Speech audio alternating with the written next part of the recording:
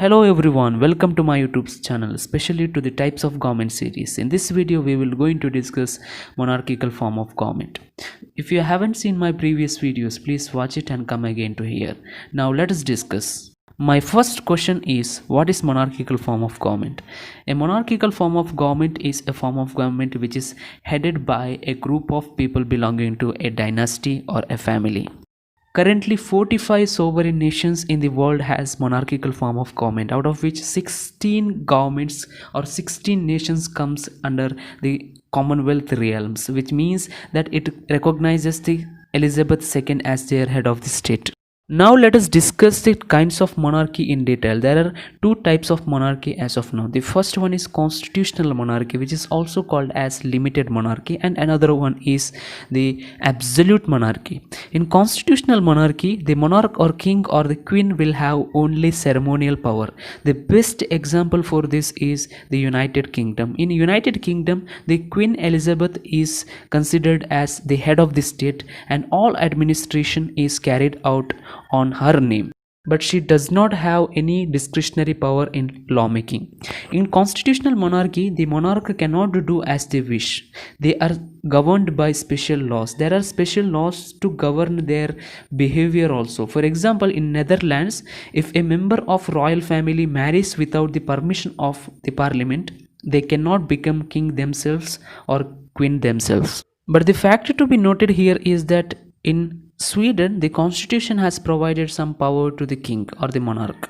And another type of monarchy is absolute monarchy. In an absolute monarchy, the monarch has a supreme and absolute authority to do what it wishes to. Best example for that is Saudi Arabia. In Saudi Arabia, the royal family can enforce any law it wishes to, no matter how bad or how good it could be. Traditionally, the monarch do not have any specified term.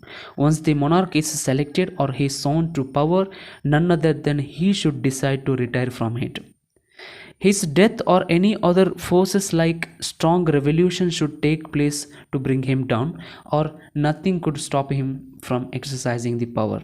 Monarchic rule was most common till 19th century, after which the people realized their right to be ruled by themselves and established democracy. As of now, only few countries have absolute monarchy, and if observed closely, the absolute monarchy is backed by the religious beliefs. Even today's absolute monarchy is facing a big problem, that is the force of change. Talking about the tradition of election of new monarchs, there are basically three methods in which the new monarchs are selected. The first method is succession, in which someone from the same royal family will be the new monarch. Example, the son of the retiring monarch or the grandson of the retiring monarch, etc. And the second method of election of the monarch is election. But this election is not universal adult suffrage, but it is an election which is based on the selected franchise, in which only royal family, either the royal family or the noble member may elect their representative or elect the monarch. The best example for this category is Pope of Roman Church.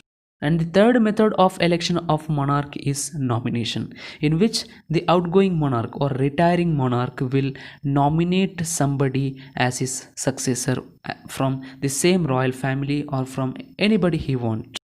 Out of these three practices, the first one, that is a succession, is the most common and most preferred way of election of new monarchs. To discuss the characteristics of the monarchy. What is monarchies or monarchical form of government? Monarchical form of government is a political or socio-cultural hereditary rule in which monarchs rule until their death and pass their responsibilities as well as power as well as the position to their child or another member of the family. Most of the monarch in the past as well as present born and brought up within a royal family and royal court, which trained them about their responsibilities. Because of the close association with the royal proceedings, they feel administration is just like household management. All monarchies of today are not hereditary. For example, in Malaysia and UAE, the monarchs are elected, which practice was started in 20th century. But electing papacy or pope is something that is started in the ancient world. A self-proclaimed monarchy is also established when a person claims himself as a monarch without historical ties to a previous dynasty. That has happened so many times in the past, the best example being the Napoleon I of France. Now let us discuss the characteristics of monarchy. In absolute monarchy, the both de facto means the real power and de jure means in accordance with law lies with the monarch. But in constitutional monarchy, de jure power lies with monarch and de facto power will be lies with the prime minister of the country. Most countries have only one monarch. Especially in constitutional monarchy, king used to be one. But in absolute monarchy, two monarchs may rule simultaneously, which is known as diarchy. Another important character of monarchy is that it is backed by religion, especially the absolute monarchy, which has so much of religious aspect with it. And also, the monarch may also claim himself as the protector of faith and also the representatives of the God on earth. Monarch may also have the official positions related to the church or established religion. For example, in Saudi Arabia, the king is the head of the state as well as the head of the two holy mosques of Islam. Monarchs can have various titles. Common European title of monarchs are emperor, empress, king or queen, grand duke, etc. In Muslim world, the monarchs are called caliph, padishah, sultan, sultana, shah malik, etc. In a hereditary monarchy such as United Kingdom, all monarchs coming from a single family and the crown is passed from one member of the family to another. Now let us discuss the advantages of monarchical form of government. The first advantage of monarchical form of government is that there is predictability in government. As we know, in monarchical form of government, the leaders or future rulers are selected from a particular family, and there are also some rules and regulations available according to which the rulers are selected. As a result of that, there is a clear-cut information related to future rulers. Hence, we can say that in monarchical form of government, there is the predictability in the government. And another advantage of monarchical form of government is that it is most stable government. We know in monarchical form of government, the rulers are selected for life. They will continue in power till they wish or till they die. As a result of that, it tended to be more stable than any other form of government. Another advantage of monarchical form of government is that it is cheaper to run a monarchy. In fact, the rulers in monarchy are treated with the exorbitant wealth, from the lavish estates where they live to the massive amount of wealth they can provide themselves. The ruling class can be separated or differentiated from the rest of the people in terms of their wealth. But from the governmental perspective, the wealth provided to the monarch is cost effective than the recurring charges of the frequent elections. According to CBS News reports, the total cost of 2016 election cycle in the US is $6.8 billion. On the other hand, the Bloomberg estimates says that the Queen's net worth is $425 million. And another advantage of monarchical form of government is that monarchies reduces the levels of political divide within a country. In democratic government, for example, the presence of many political parties leads to identity politics, which eventually lead to the political divide of people living in a particular country. And another advantage of monarchical form of government is that it is possible and it is easy to prevent and reduce the corruption. But in a democracy, the rulers or the leaders are meant to rule the country for a specified period of time. As a result of that, some corrupt leaders assumes that this is the best time to make money. If the opportunity to make money is lost for now, then it will be lost forever, and try to grab as much bribe as possible. But in monarchies, whatever there in a particular country, it is the property of the king. Hence, the king has nothing to gain by using his power. And also, the kings are very strong, so they can use their power to prevent corruption. And another advantage of monarchical form of government is that in monarchy, the leaders are trained from their birth to become the leaders. Now let us discuss the disadvantages of monarchical form of government.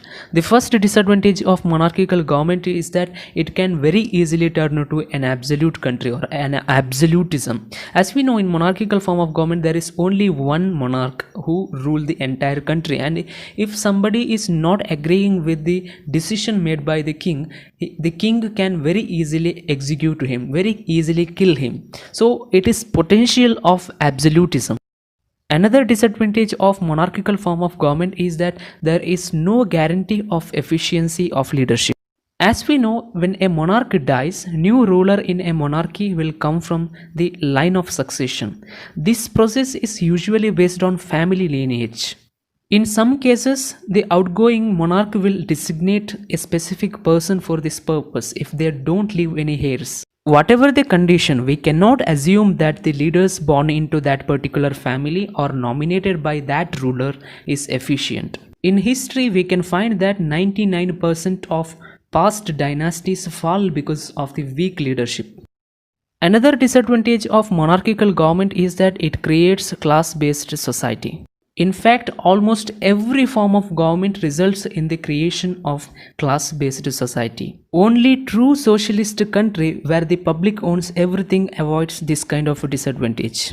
But in monarchy, where the wealth becomes a foundation of a family status, supports the most extreme kind of class society.